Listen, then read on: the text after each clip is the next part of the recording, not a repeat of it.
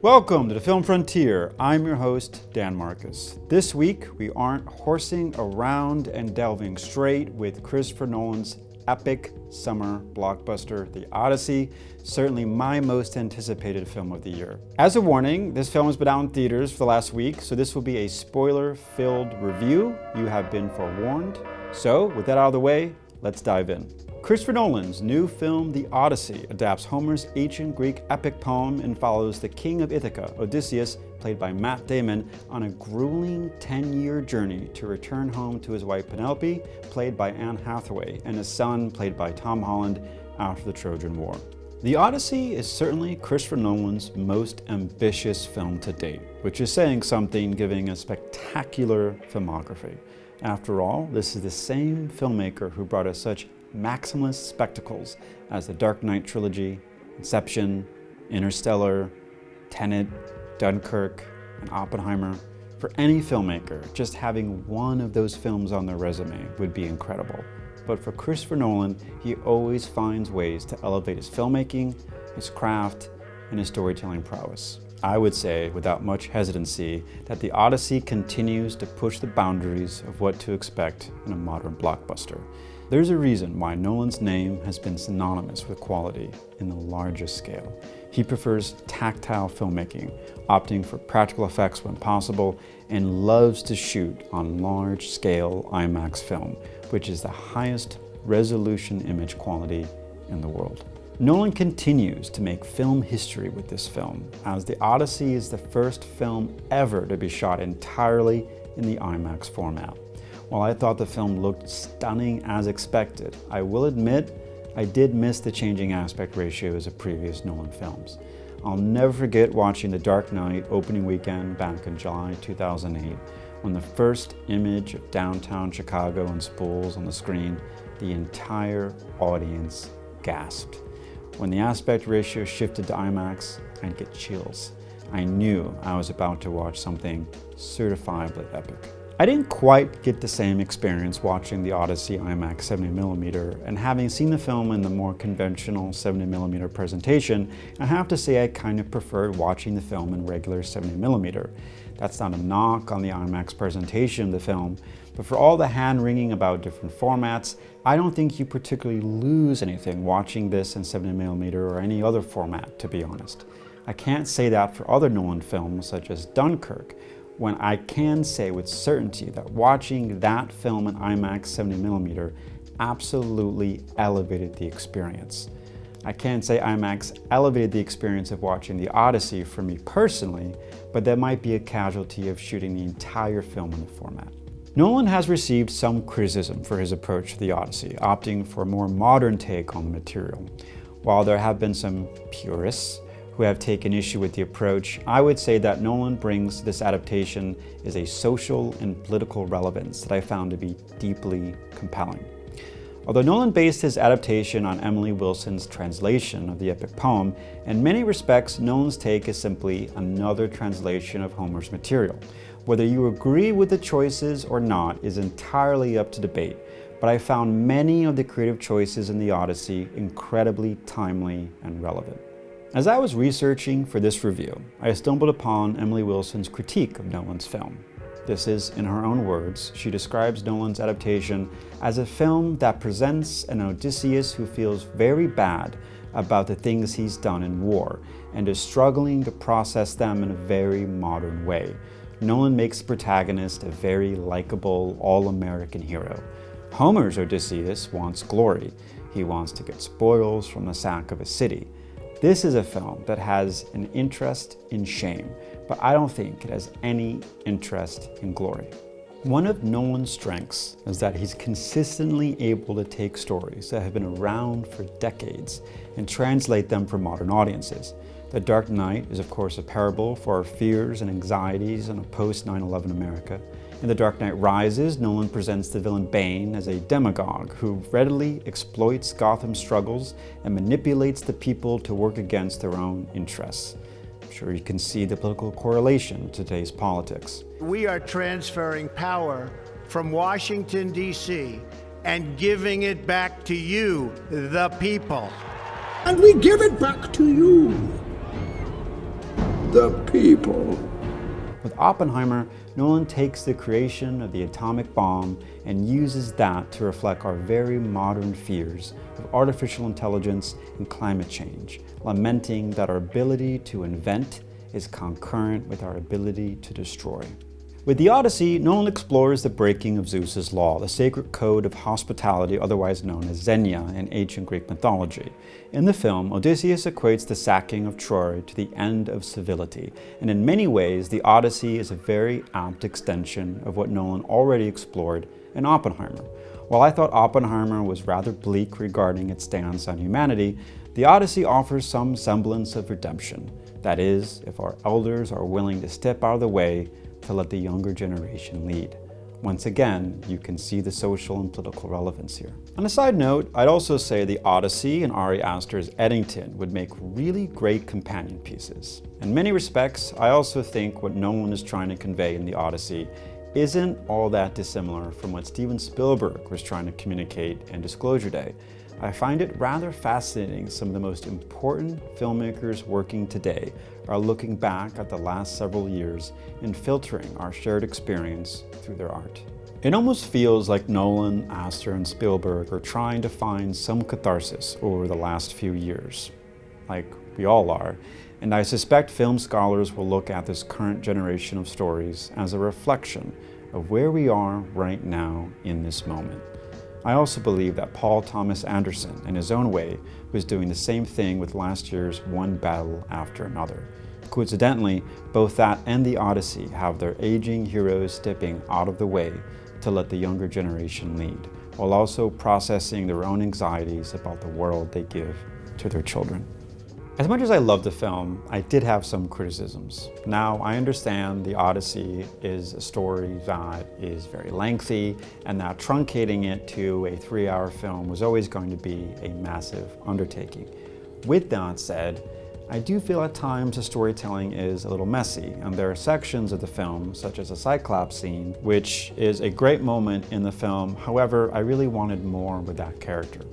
Bill Irwin does such a great job with the physicality, but I felt there was something missing. I really wanted more from the Cyclops. I wanted more humanity. I wanted to have an interaction with Matt Damon. In the epic poem, there's a great exchange where he says, "What's your name?" and Odysseus says, "Nobody." And I felt like that was such a clever exchange between the two of them. It would have really actually made the Cyclops a more relatable and more tragic character. And unfortunately, that's kind of missing from the movie. There's other moments, such as the whirlpool scene or the scene with the Lacergonians, really honestly could have used more breathing room. I would say there's about a 30 to 40 minute section of the film where it feels like it's going from one moment to another, and it kind of feels like we're doing a Cliff Notes version of the story. And I really think that it could have benefited overall from just a little bit more breathing room and a little more exploration of these moments. The Circe scene, for example, has like the right amount of breathing room. It's a moment that builds and builds really organically, and the payoff is really terrifying. And I just wish other moments in the film had similar pacing. And honestly, even if that meant the film being 4 hours and maybe having an intermission, I would have been fine with that. I say let's bring back intermissions. Why do longer films or longer stories, such as the Odyssey, why do they have to be truncated to 3 hours? I understand the issue with the IMAX platter. You can only really fit 3 hours of film on there. But then, you know, if you can shoot a film in IMAX with all IMAX cameras, why can't you build bigger IMAX platters? And I know the people at IMAX watching this are probably going, well, Dan, that's a lot of work. I understand that, but maybe let's just find a way to make longer films, bring back intermissions, and especially for stories like the Odyssey that could really benefit from the extra breathing room. I think it would have been very helpful. Also, the Odyssey has a problem that I find to be a problem in a lot of other Nolan films, which is, unfortunately, the fight choreography. I'm sorry, I could not understand at times what Odysseus was doing in that final fight scene. It was choppily cut, the choreography wasn't clear at times, and the editing was a little haphazard. And I would have liked, honestly, just a slower pace and some moments, maybe some extra hero shots, where we really see Odysseus fighting against these other suitors in a way that added more heft to those sequences. It's a criticism that unfortunately is in a lot of Nolan films sometimes when it comes to fight scenes. For a film that I largely really like, is kind of disappointing. As much as I love Jennifer Lame's editing, she won an Oscar for Oppenheimer after all, I really felt like maybe this is more of a Nolan problem as much as a Jennifer Lame problem, given that if you look at also the fight scenes in Batman Begins, I had the same problem, especially during the final fight scene in Batman Begins when he's fighting Ra's al Ghul's thugs, the ninjas. I don't understand who's fighting who. And there's one moment that I would have liked Batman to actually have a really good hand-to-hand combat scene. It was the finale, and especially in the Odyssey, if we wanted one really strong, impeccably shot hand-to-hand combat scene, even hand to bow and arrow combat scene, it should have been the finale in the Odyssey, and I have to say that that was super underwhelming for me. And that's why for me the Odyssey is not top tier Nolan. I want to say it's mid-tier Nolan. And just to be clear, mid-tier Nolan is still better than 98% of films. Trust me, it's a movie I still really love, but there are definite pacing issues that keeps it from being one of my favorite Nolan films. With all that said, I still found the Odyssey to be enormously compelling. I haven't even discussed performances in the film, and this is a film where there's not a single weak link in the cast. I've seen some people online talk disparagingly of Tom Holland's performance. You're wrong. And I couldn't disagree more.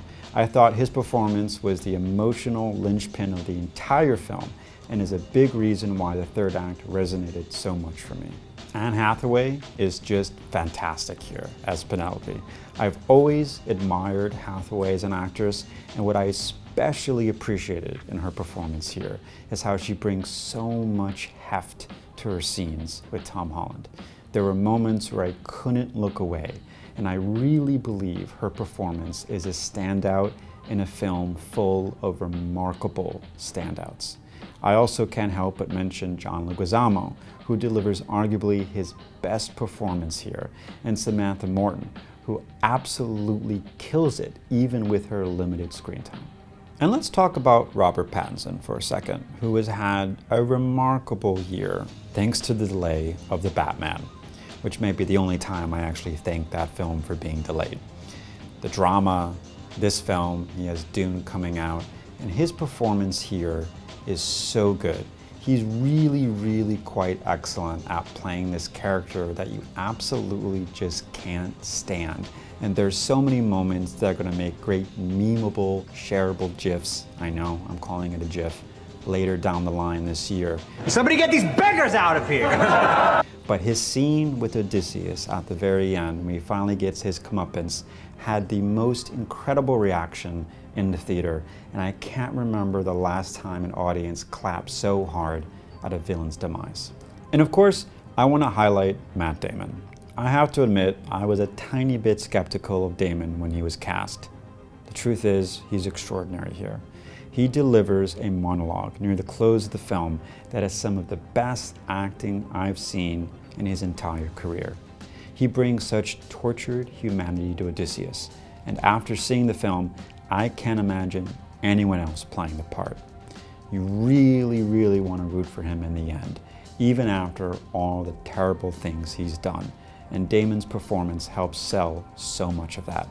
You needed an actor to play Odysseus that has equal parts darkness and intelligence, and Damon absolutely sells both. It's one of the finest performances of his entire career.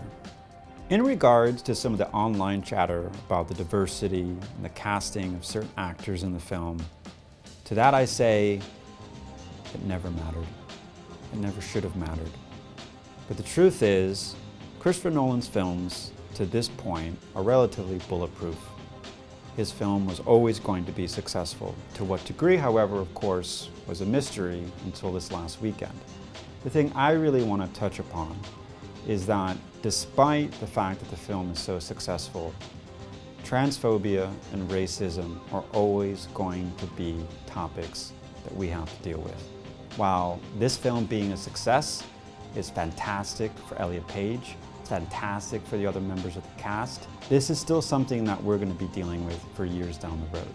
What I hope that the success of this film underscores is that people like Elon Musk, they can cry and scream online as much as they want.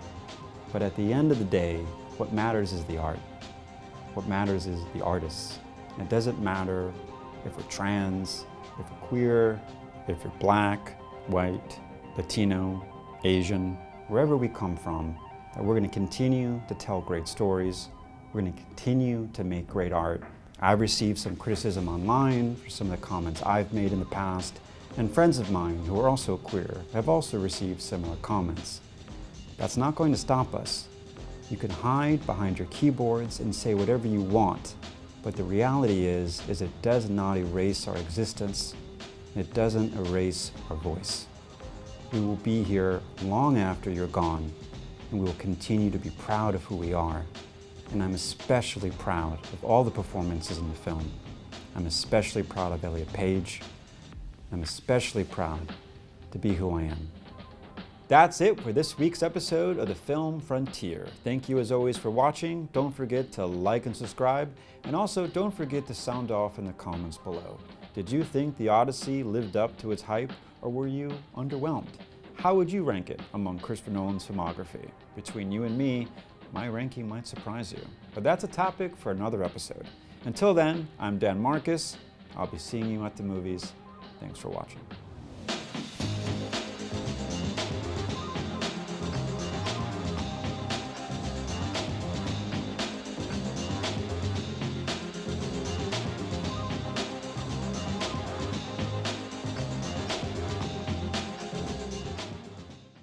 Ancient Greek poem, sorry. Sorry. Telemachus. Nope. Telemachus. Nope. Telemachus. Telemachus. Nope. This fucking twink's name. Telemachus. No. Well, wow. Woo! How do people act? I don't know how people do this shit. Hint, hint.